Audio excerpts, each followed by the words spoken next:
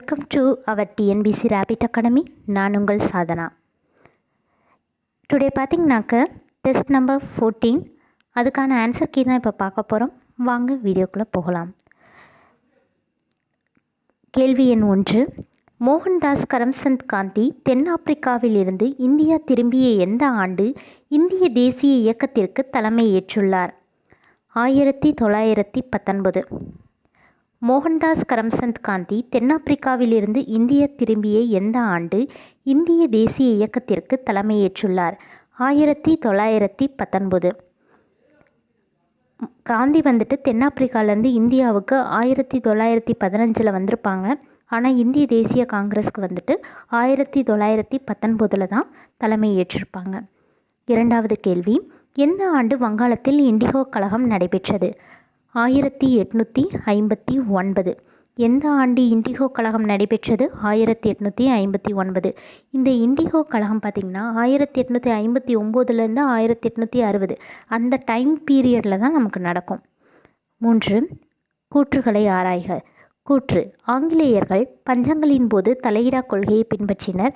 காரணம்: இதன் விளைவாக ஆங்கிலேயரின் ஆட்சியில் லட்சக்கணக்கான மக்கள் பட்டினியால் மாண்டனர்.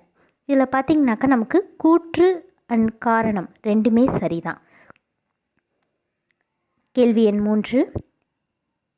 கூற்று: ஆங்கிலேயர்கள் பஞ்சங்களின் போது தலையிடா கொள்கையை பின்பற்றினர். காரணம்: இதன் விளைவாக ஆங்கிலேயரின் ஆட்சியில் லட்சக்கணக்கான மக்கள் பட்டினியால் மாண்டனர். கேள்வி எண் 4. எந்த ஆண்டில் ஏற்பட்ட ஒரிசா பஞ்சத்தின் போது 1.5 மில்லியன் மக்கள் பட்டினிக்கு பலியாகினர்? 1866. எந்த ஆண்டில் ஏற்பட்ட ஒரிசா பஞ்சத்தின் போது 1.5 மில்லியன் மக்கள் பட்டினிக்கு பலியாகினர்? 1866. ஒரிசா ஒன்றரை அப்படிங்கும்போது ஒரிசா ஒன்றரை. இது மதராஸ் அப்படின்னா மதராஸ் 3.5 மில்லியன் மக்கள். இதுதான் ஷார்ட்கட் இதுக்கு. கேள்வி எண் 5. இந்திய கல்வி குறித்த குறிப்புகள் என்னும் குறிப்புகளை வெளியிட்டவர் யார்னா டிபி மெக்காலே. இந்திய கல்வி குறித்த குறிப்புகள் என்னும் குறிப்புகளை வெளியிட்டவர் யார்? DP Macaulay. கேள்வி எண் 6. கல்கத்தா பல்கலைக்கழகம் எந்த ஆண்டு நிறுவப்பட்டது? 1857. கல்கத்தா பல்கலைக்கழகம் எந்த ஆண்டு நிறுவப்பட்டது?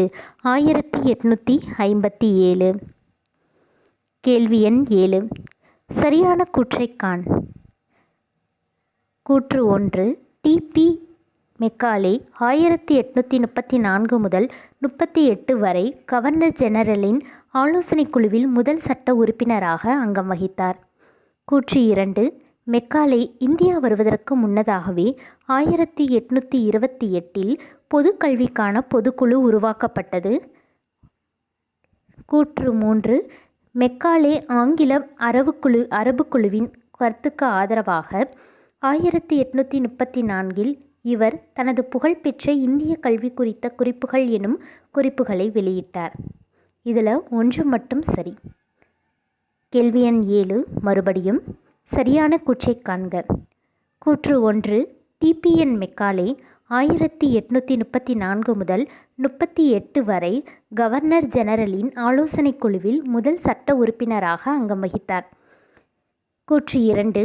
மெக்காலே இந்தியாவிற்கு வருவதற்கு முன்னதாகவே 1828 பொது கல்விக்கான பொதுக்குழு உருவாக்கப்பட்டது. கூற்று 3. மெக்காலே ஆங்கிலம் அரபு குழுவின் கருத்துக்கு ஆதரவாக 1834 இவர் தனது புகழ்பெற்ற இந்திய கல்வி குறித்த குறிப்புகள் என்னும் குறிப்புகளை வெளியிட்டார். இதில் சரியான கூற்று 1 மட்டும். கேள்வி எண் 8.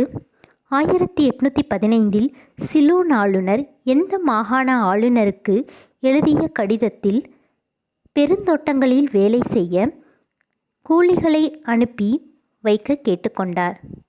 மதராஸ் மாகாண ஆளுநர்.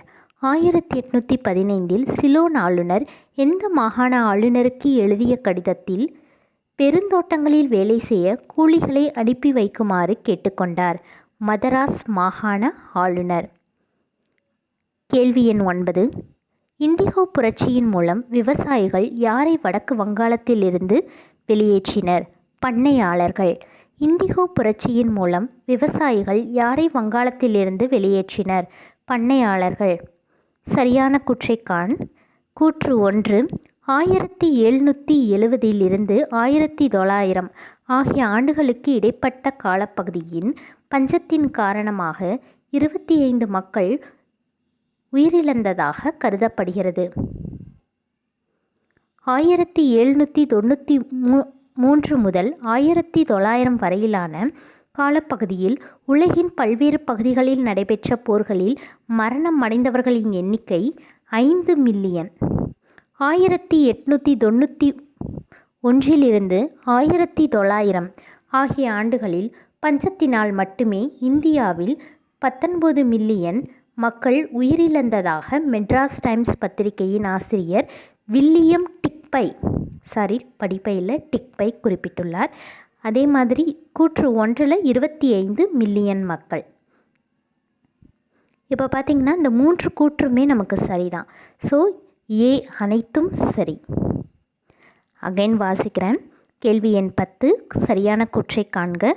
1770 முதல் 1900 ஆகிய ஆண்டுகளுக்கு இடைப்பட்ட காலப்பகுதியில் பஞ்சத்தின் காரணமாக 25 மக்கள் உயிரிழந்ததாக கணக்கிடப்படுகிறது.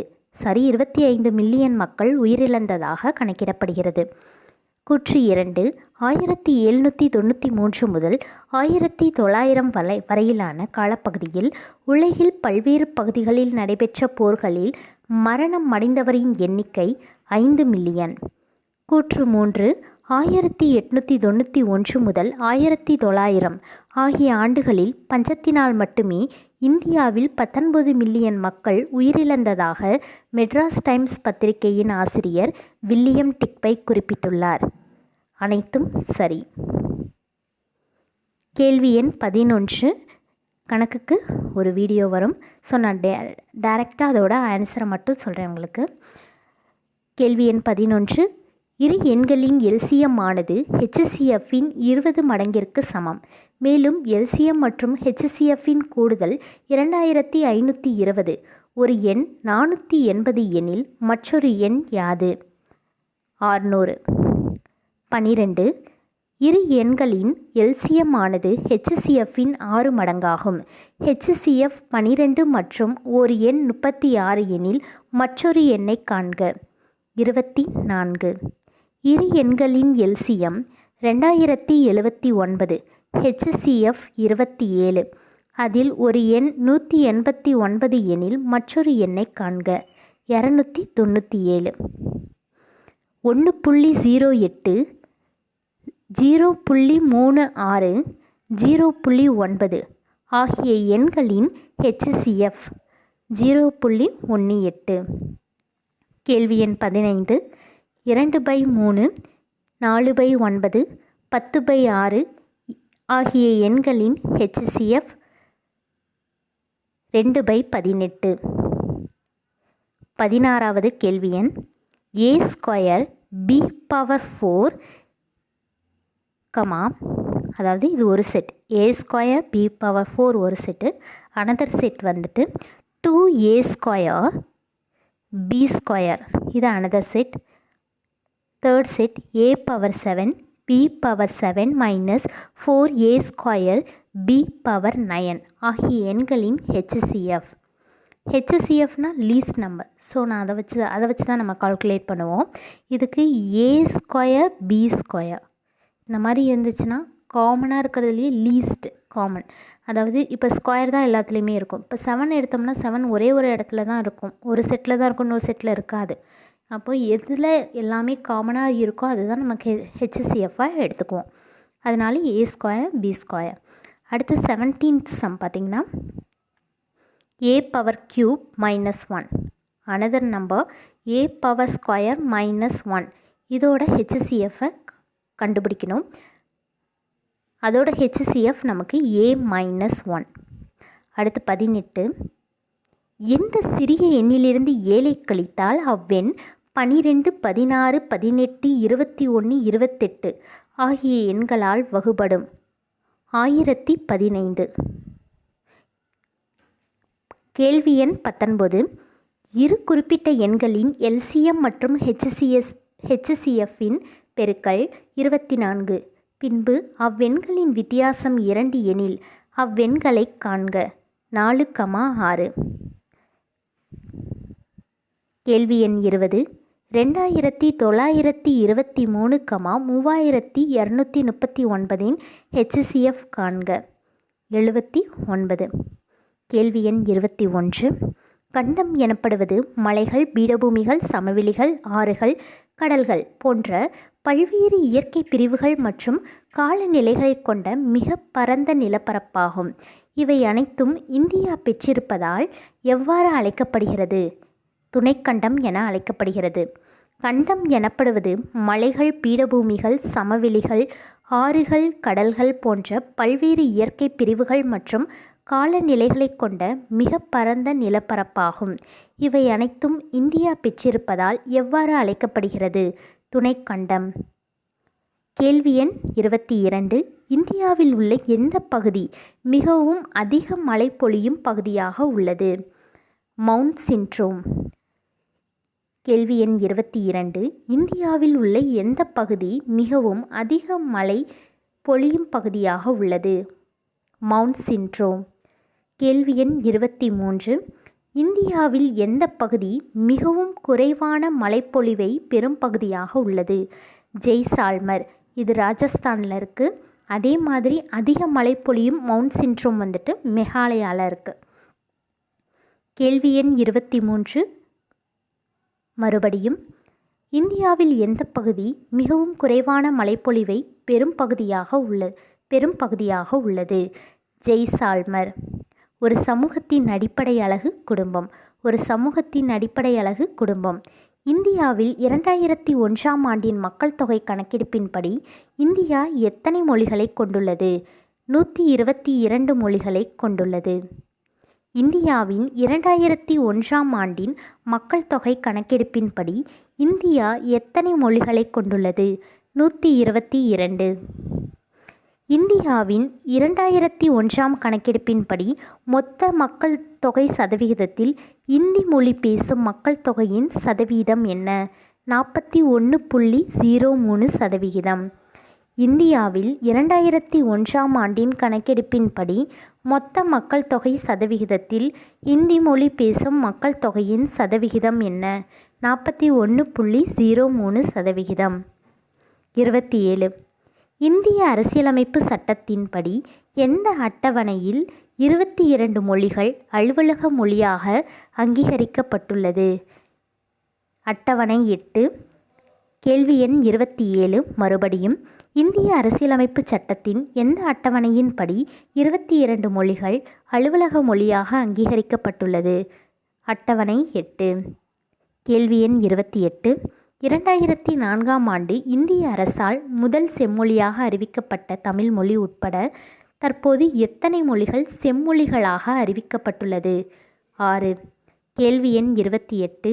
2004ஆம் ஆண்டு இந்திய அரசால் முதல் செம்மொழியாக அறிவிக்கப்பட்ட தமிழ்மொழி உட்பட தற்போது எத்தனை மொழிகள் செம்மொழிகளாக அறிவிக்கப்பட்டுள்ளது? 6. கேள்வி எண் 29. இந்திய தொல்லியல் துறை இதுவரை கண்டுபிடித்த கல்வெட்டு சான்றுகளில் எத்தனை சதவிகிதம் தமிழ்நாட்டிலிருந்து கண்டுபிடிக்கப்பட்டவை? 60%. கேள்வி எண் 29. இந்திய தொல்லியல் துறை இதுவரை கண்டுபிடித்த கல்வெட்டு சான்றுகளில் எத்தனை சதவிகிதம் தமிழ்நாட்டிலிருந்து கண்டுபிடிக்கப்பட்டவை? 60%. கேள்வி எண் 30. பொறுத்துக. அசாம், ஏ சைடு வந்துட்டு அசாம், கர்நாடகா, வட இந்தியா, ஒடிசா கொடுத்துருக்காங்க. B side Kathak, Kshatriya, Odisha, Yakshagana. அசாம் அப்படிங்கும்போது சத்ரியண்டா, சாணக்கியண்டா அப்படின்னு சொல்லுவோம் பார்த்தீங்களா? அப்படிங்கும்போது இதுக்கு ஷார்ட்கட் என்னென்னா அசல் சத்ரியன். கர்நாடகா, அந்த ஹா பார்த்திங்கன்னா எதுலேயுமே அந்த ஹா, கர்நாடகா அந்த கா ப்ரொனன்சியேஷன் பார்த்திங்கன்னா யக்ஷகானம் அதில் தான் வரும். ஸோ கர்நாடகா, யக்ஷகானம். வட இந்தியா அப்படின்னாலே நமக்கு தெரியும் கதக். ஒடிசா, ஒடிசி. இதுதான் ஷார்ட்கட். அப்போது 2, 4, 1, 3. அசல் சத்ரியன், அசாம் சத்ரியா, கர்நாடகா யக்ஷகானம், வட இந்தியா கதக், ஒடிசா ஒடிசி.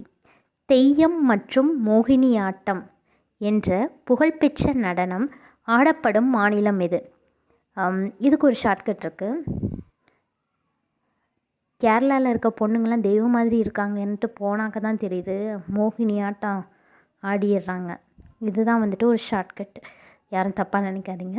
தெய்யம் மற்றும் மோகினியாட்டம் என்ற புகழ்பெற்ற நடனம் ஆடப்படும் மாநிலம் எது அப்படின்னா கேரளா. கல்பேலியா மற்றும் கூமர் ஆகிய நடனங்கள் ஆடப்படும் மாநிலம் எது? ராஜஸ்தான். இது கொஞ்சம் டிஃப்ரெண்ட்டாக இருக்கும், அதனால் நீங்களே மைண்டில் இருக்கும். கல்பேலியா மற்றும் கூமர் ஆகிய நடனங்கள் ஆடப்படும் மாநிலம் எது? ராஜஸ்தான். ஜம்மு மற்றும் காஷ்மீர் மாநிலத்தில் ஆடப்படும் நடனம் எது? தும்ஹல். ஏன்னா அங்கே கூலிங்காக இருக்கும், அப்போ நம்ம அங்கே போனோம்னா தும்மிட்டு தான் இருக்கணும். ஜம்மு அண்ட் காஷ்மீர் மாநிலத்தில் ஆடப்படும் நடனம் எது? தும்ஹல்.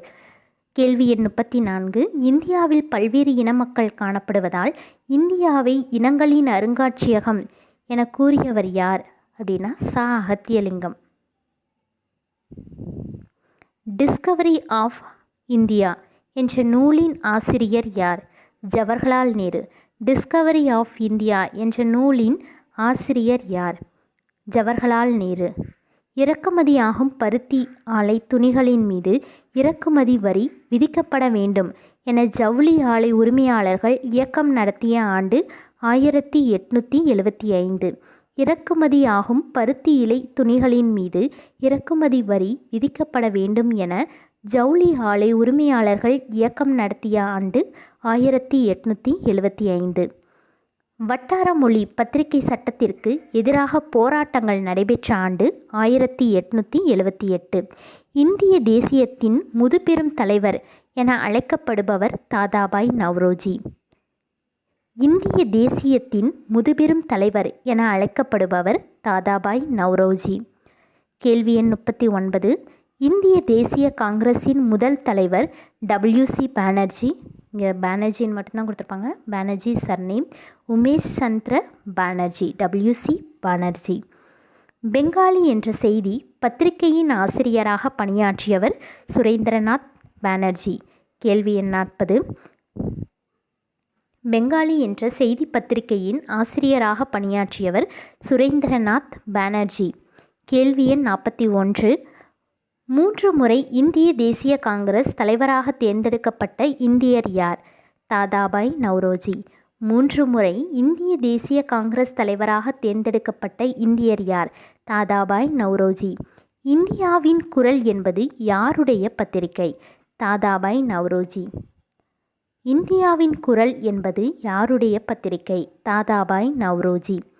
சென்னை மாகாண சபை இந்திய தேசிய காங்கிரஸில் இணைந்த ஆண்டு 1885. சென்னை மாகாண சபை இந்திய தேசிய காங்கிரஸில் இணைந்த ஆண்டு 1885. கேள்வி எண் 44. பிரிவு 124A அடக்குமுறை ஒழுங்குமுறை சட்டம் எந்த ஆண்டு இயற்றப்பட்டது? இந்திய தண்டனை சட்டம் 1870. இல்பர்ட் மசோதா யாரால் இயற்றப்பட்டது? ரிப்பன் பிரபு. இல்பர்ட் மசோதா யாரால் இயற்றப்பட்டது? ரிப்பன் பிரபு. கேள்வி எண் 46. இந்திய சீர்திருத்த கழகத்தின் தலைவர் யார்? செய்மோர். கேள்வி எண் 46. இந்திய சீர்திருத்த கழகத்தின் தலைவர் யார்? செய்மோர்.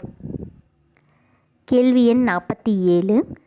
கல்கத்தா சிறப்பு சட்டம் 1920 இயற்றியிருப்பாங்க. கல்கத்தா சிறப்பு சட்டம் 1920. கேள்வி எண் 48. இந்திய கவுன்சில் ஆங்கில சட்டம் எந்த ஆண்டு கொண்டு வரப்பட்டது? 1835.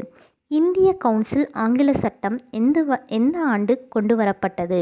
1835. கேள்வி எண் 49. இந்திய தேசியத்தின் பிறந்த நாள் 1857. இந்திய தேசியத்தின் பிறந்த நாள் 1857. கேள்வி எண் 50. டெல்லி சிறப்பு சட்டம் 1923. டெல்லி சிறப்பு சட்டம் 1923. இதோட இன்றைய 50 வினாக்களின் விடைகள் முடிவடைந்தது. இந்த வீடியோ பிடிச்சிருந்தா லைக் பண்ணுங்கள், ஷேர் பண்ணுங்கள், கமெண்ட் பண்ணுங்கள், பெல் ஐக்கானை ப்ரெஸ் பண்ண மறக்காதீங்க. அப்போது தான் நாங்கள் போடுற வீடியோஸோட நோட்டிஃபிகேஷன்ஸ் எல்லாம் உடனுக்குடன் உங்களை வந்து சேரும். தேங்க்யூ.